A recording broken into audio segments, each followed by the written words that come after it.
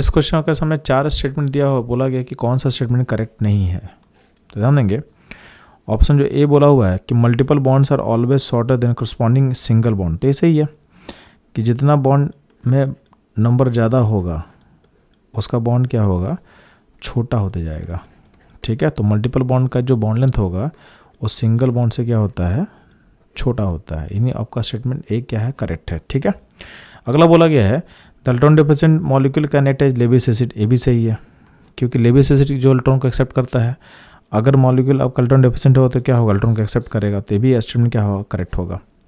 Next बोला गया है the canonical structure have no real existence, तो आपको पता होना चाहिए कि जो हम रेजोनेंस ड्रॉ करते हैं यानी जो कैनोनिकल फॉर्म होता है किसी भी स्ट्रक्चर का, उसका रियल में एग्जिस्टेंस नहीं होता है।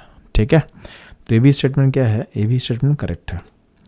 अब ध्यान देंगे, ऑप्शन जो डी है every AB5 molecule does in fact have square pyramidal structure, तो ध्यान देंगे ये जो स्टेटमेंट है करेक्ट नहीं है। जैसे एग्जांपल इसके लिए मैं दिखा रहा हूँ, यहाँ पे PCl5 हम ले सकते हैं, और PCl5 का जो आपका शेप बनता है कैसा बनता है, ये बनता है ट्रायगोनल बाई पिरामिडल। ठीक है, ट्रायगोनल